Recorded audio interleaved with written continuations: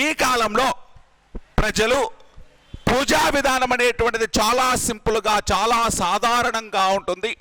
వీళ్ళ యొక్క worshipping process అనేటువంటిది చాలా సాధారణంగా, సింపుల్గా ఉంటుంది. అంటే యజ్ఞాలు చేయరు, జంతువులు ఇవ్వరు, యాగాలు చేయరు. కేవలం దేవుడిని ప్రేయర్ చేస్తారు.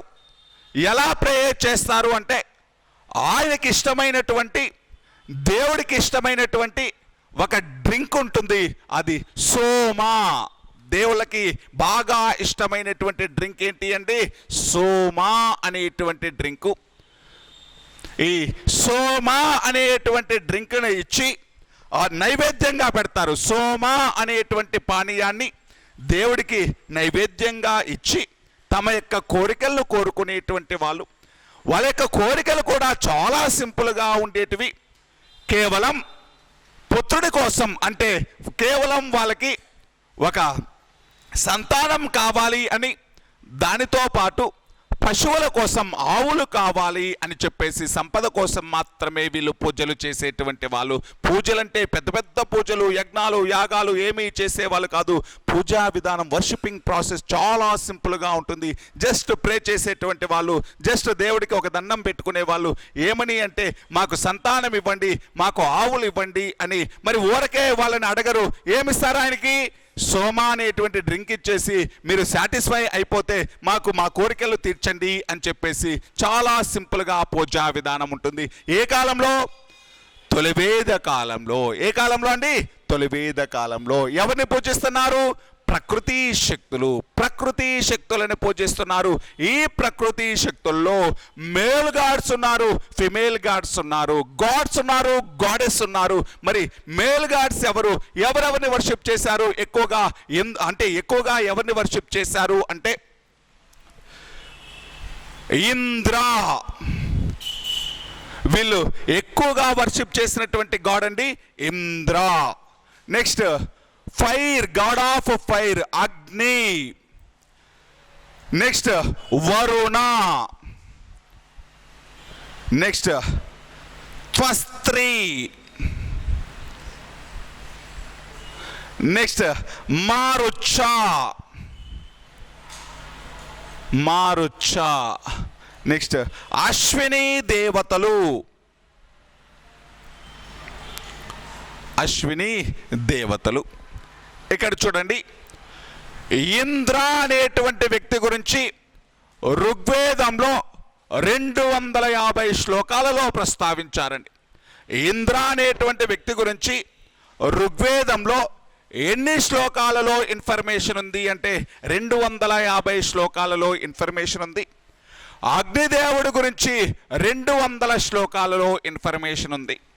అగ్ని దేవుడి గురించి ఎన్ని శ్లోకాలలో అంటే ఋగ్వేదంలో 250 శ్లోకాలలోనేమో ఇంద్రుడి గురించి ప్రస్తావన ఉంటే, ఋగ్వేదంలో అగ్నిదేవుడి గురించి 200 శ్లోకాలలో ఇన్ఫర్మేషన్ అనేటువంటిది ఉంది.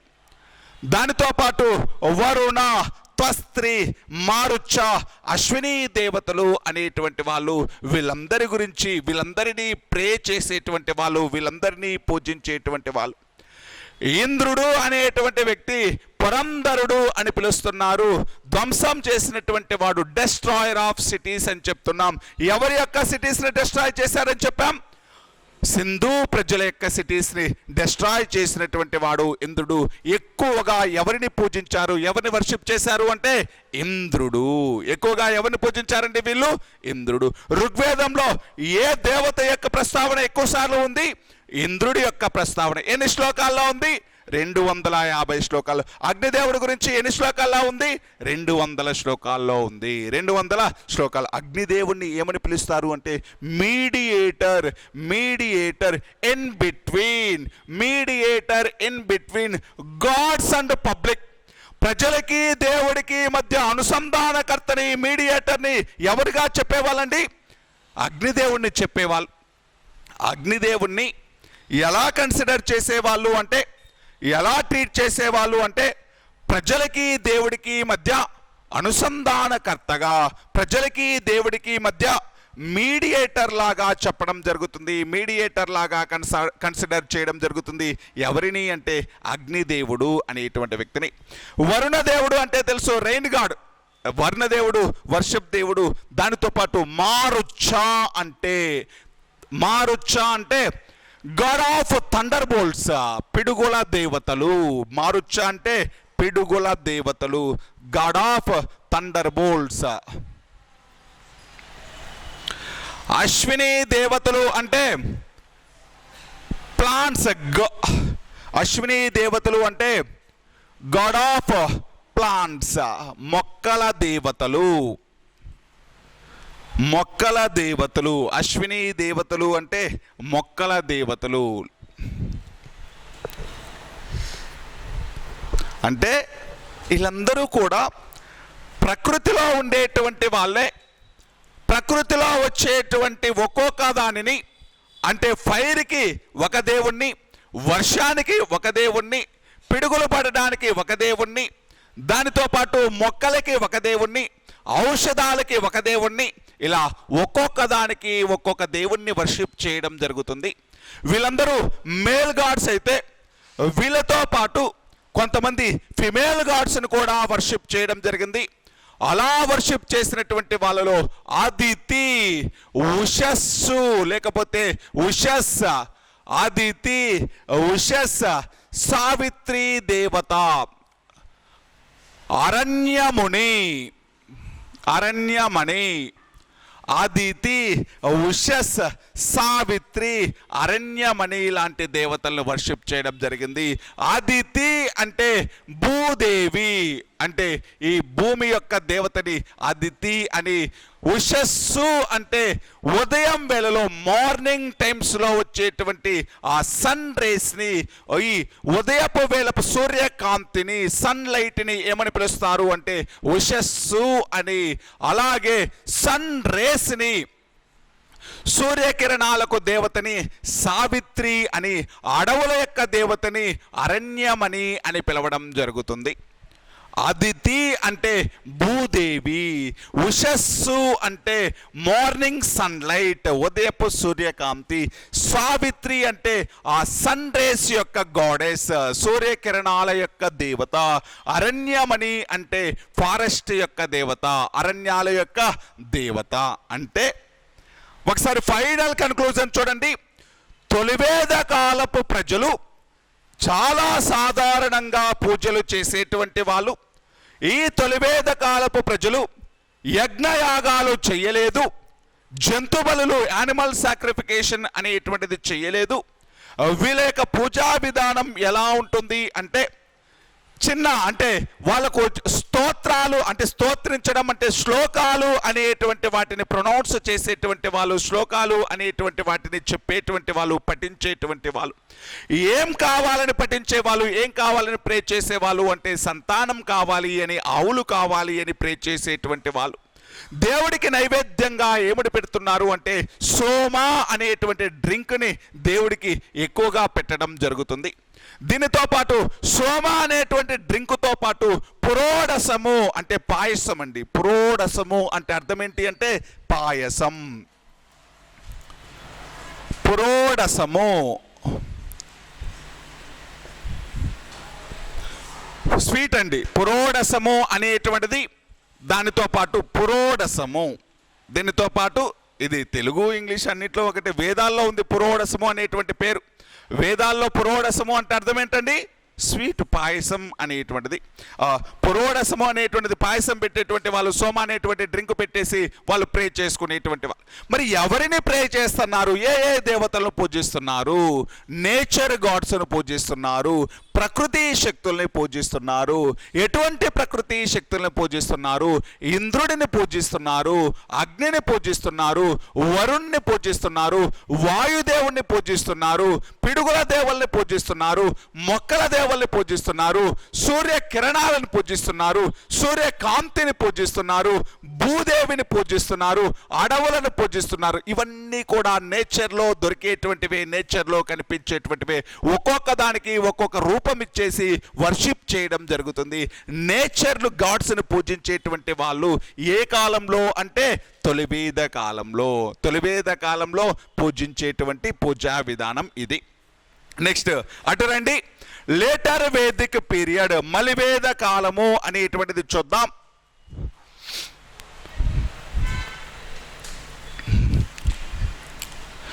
మలివేద కాలము అనేటువంటిది ఈ కాలంలో నేచర్ గాడ్స్ ప్లేస్లో త్రిమూర్తి ఆరాధన, వర్షిపింగ్ ఆఫ్ త్రిమూర్తిస్, అంటే త్రిమూర్తుల ఆరాధన అనేటువంటిది రావడం జరిగింది.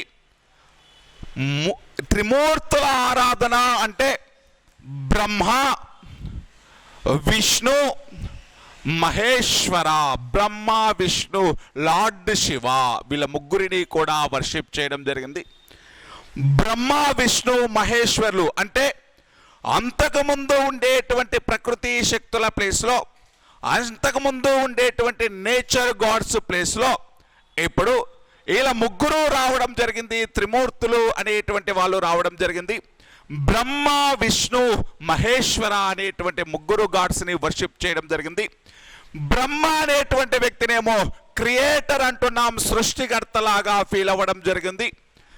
విష్ణు అనేటువంటి వ్యక్తినేమో మొత్తం ఈ సృష్టి అంటే ప్రొటెక్టర్ లాగా, అంటే రక్షించేటువంటి వాడినేమో విష్ణు అని పిలుస్తున్నాం.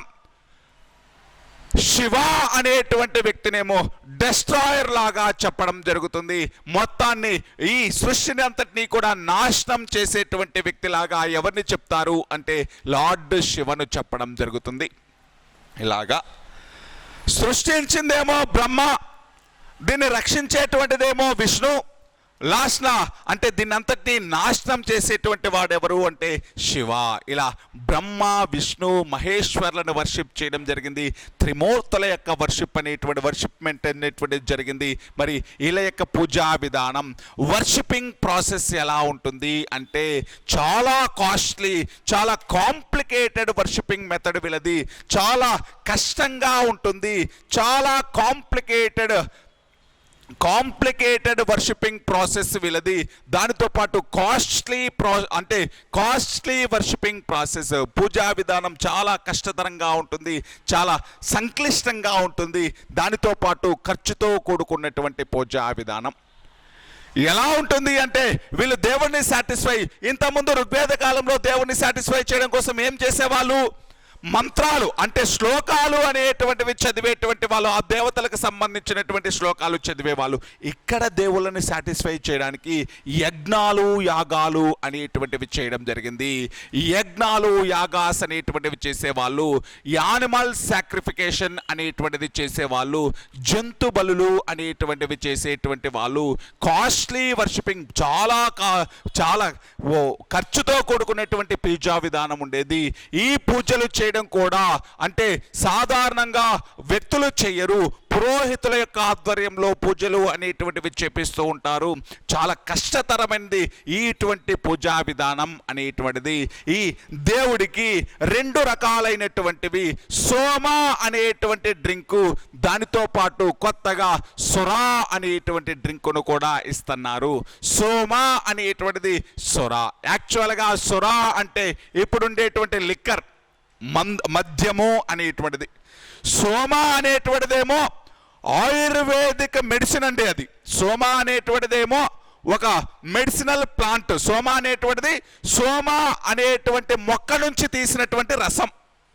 సోమ అనేటువంటి డ్రింకు, సోమ అంటే ఏంటి అంటే ఒక ఆయుర్వేదిక్ ప్లాంట్. అది ఆ ప్లాంట్ నుంచి తీసినటువంటి డ్రింకే సోమా డ్రింక్ అనేటువంటిది. సురా అంటే ఏంటి అంటే అది మద్యం. సురా అంటే మందు. అది ఈ సోమాసుర అనేటువంటి డ్రింక్స్ని, ఈ సోమాసుర అనేటువంటి డ్రింక్స్ని దేవతలకు నైవేద్యంగా పెట్టేటువంటి వాళ్ళు ప్రజలు.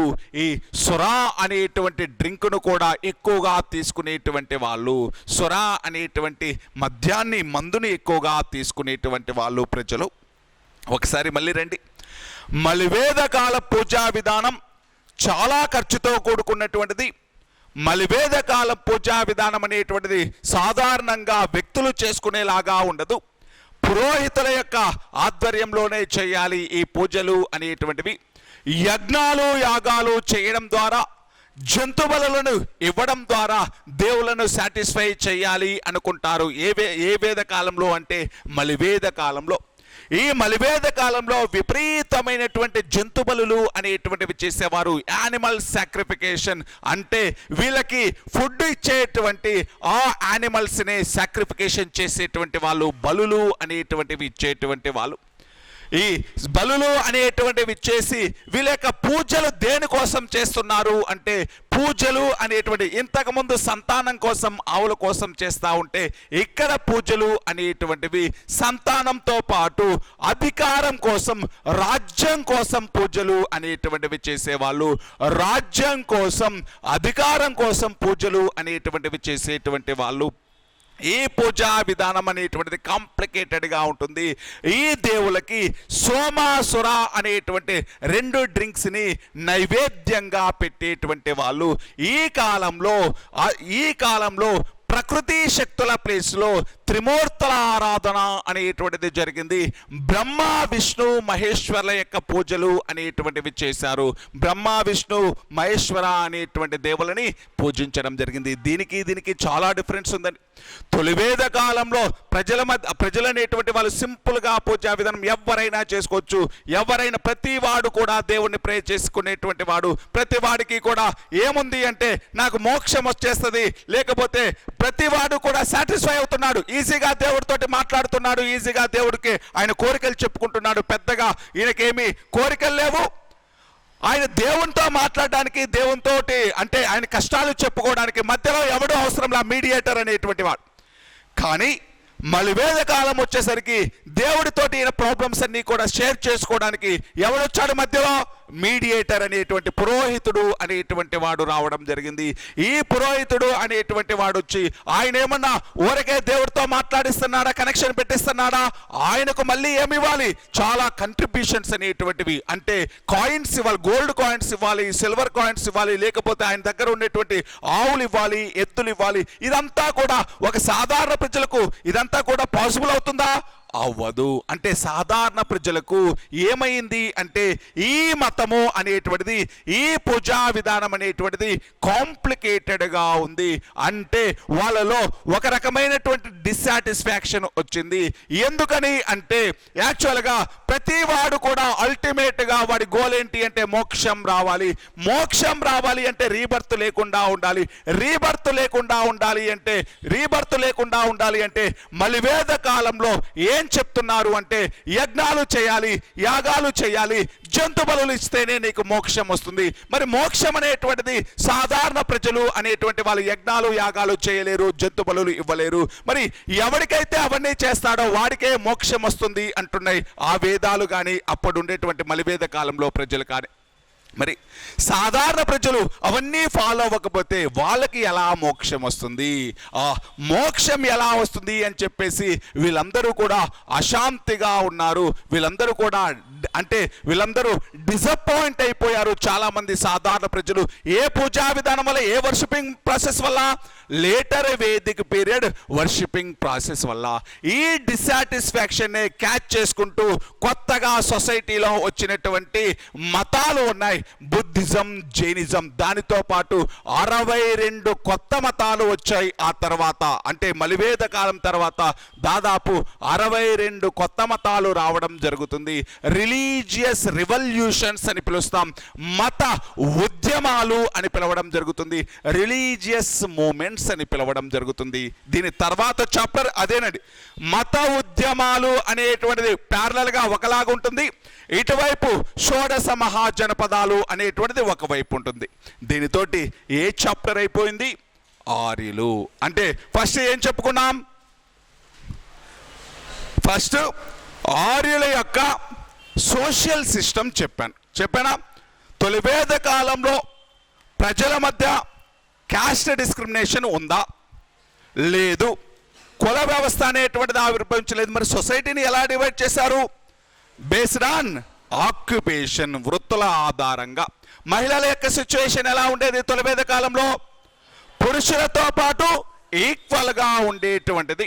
అదే లేటర్ వేదిక పీరియడ్కి వచ్చేసరికి కాస్ట్ సిస్టమ్ ఆరిజినేట్ అయింది. అదే కాస్ట్ రూల్స్ని ఫ్రేమ్ చేశారు. ఉమెన్స్ యొక్క స్టేటస్ అనేటువంటిది తగ్గిపోయింది. ఈ మేల్స్తో కంపేర్ చేసుకుంటే ఉమెన్స్ అనేటువంటి వాళ్ళ యొక్క స్టేటస్ అనేటువంటిది తగ్గిపోయింది. ఉమెన్స్ అనేటువంటి వాళ్ళు డిస్క్రిమినేషన్స్ అనేటువంటివి ఫేస్ చేస్తూ ఉన్నారు. అనులోమ మ్యారేజ్ అంటే అర్థం ఏంటి? అప్పర్ క్యాస్ట్ అబ్బాయి, లోయర్ క్యాస్ట్ అమ్మాయి. ప్రతిలోమ అంటే అర్థం ఏంటి? అప్పర్ క్యాస్ట్ లోయర్ క్యాస్ట్ అబ్బాయి, అప్పర్ క్యాస్ట్ అమ్మాయిని పెళ్లి చేసుకోవడం. దేనికి యాక్సెప్టెన్సీ ఇచ్చింది? అనులోమకు యాక్సెప్టెన్సీ ఇచ్చింది. తొలివేద కాలంలో రాజ్యాలు ఆవిర్భవించాయా?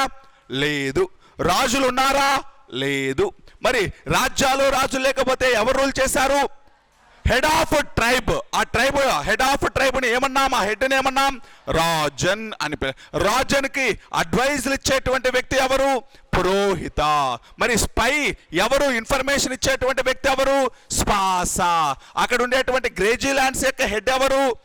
వ్రజపతి అని పిలిచాం. అదే మలివేద కాలంలో రాజ్యాలు వచ్చాయి, రాజులు వచ్చారు. అదేవిధంగా రాజుకు పరిపాలనలో సహాయం చేయడానికి 12 మంది మంత్రులతో కూడిన మంత్రి మండలి వచ్చింది. ఈ తొలివేద కాలంలో ప్రజల వద్ద నుంచి రాజు ట్యాక్స్ కలెక్ట్ చేయలేదు, కానీ ప్రజలు స్వచ్ఛందంగా కంట్రిబ్యూషన్ చేసేవాళ్ళు. దానిని ఏమన్నాం?